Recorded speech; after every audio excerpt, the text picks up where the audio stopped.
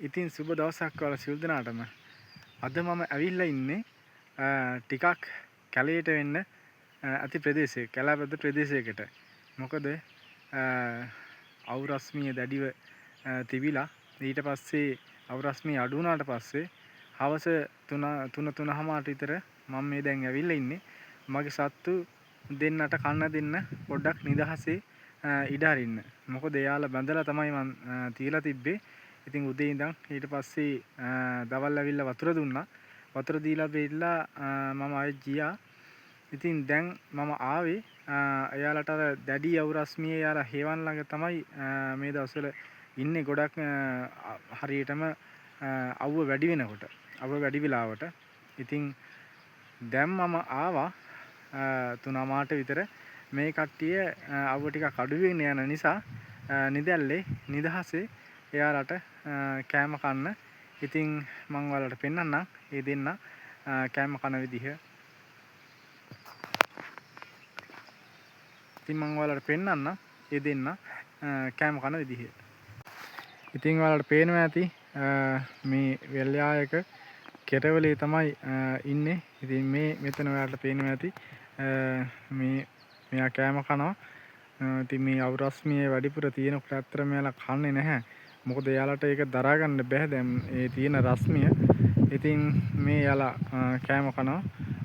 මේ අනිත් එක්කනත් එතනින් නිදහසේ නිදැල්ල ඇරලා තිනවා.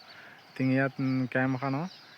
ඉතින් අනිවාර්යයෙන්ම මෙයා මේ තියෙන වීලි කාලගුණය නිසා මේ වලට පේනවා ඇති මේ තන බිම් පවා මේ කැලෑව මැද වුණත් මේ වෙල්යායක වුණත් ටිකක් අර සුදු පහයට හැදලා තින්නේ අර වියලි කාලගුණය නිසා. ඉතින් මෙයාලට අනිවාර්යයෙන්ම රාත්‍රී කාලෙත් කෑම අපි ලබා දෙන්න ඕනේ. ඒ වගේ තමයි දවල් කාලේ ගොඩාක් දවල් වෙනකොට මෙයාලා අවුවට දාන්න නැතුව එවනක තියලා පුළුවන් තරම් මේ වතුර වුණ නාවන්න පුළුවන් නම් එහෙම නාවලා ඒ වගේ මට්ටමක් මෙයාලට ලබා දෙන්න ඕනේ. ඒ වගේ අපි මෙයාලා බලා ගන්න ඕනේ. ඒතකොට තමයි අපිට හොඳ ආචාරණක් මෙයාලගෙන් ලබා ගන්න පුළුවන්. ඒ කියන්නේ හොඳ කිරි නිෂ්පාදනයක් මෙයාලගෙන් අපිට ලබා ගන්න පුළුවන් වෙන්නේ.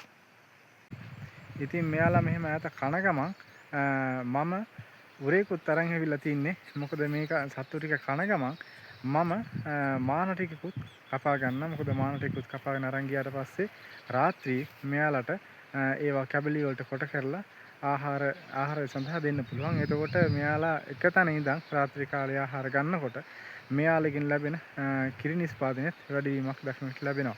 ඉතින් ඒ නිසා මම මාන හරි නැත්නම් මේ තියෙන මොනවා හරි කෑමක් වුන් කන කෑමක් කපා ගන්න තමයි ඒකට සූදානම් වෙලා තමයි දැන් මම ඇවිල්ලා තින්නේ. ඉතින් ඔයාලත් ෆාම් එකක් කරනවා නම් ඔයාලත් ඕන තරම් සත්තු හදනවා ඇති. ඉතින් මේ සත්තුන්ට එයාලා වෙනුවෙන් කැප වෙලා එයාලගේ තියෙන සෞඛ්‍ය පැත්ත සහ ආහාර පාන පිළිබඳ අවධානයක් දීලා ඔයාලගේ සත්තුත් ඒ වගේ නිරෝගිමත් හොඳ සත්තු බවට පත් කරගන්න මේ වගේ දැඩි සැලකිල්ලක් ඒ සත්තු පිළිබඳ යොදන්න කියලා මම ඔයාලට ආරාධනා කරනවා.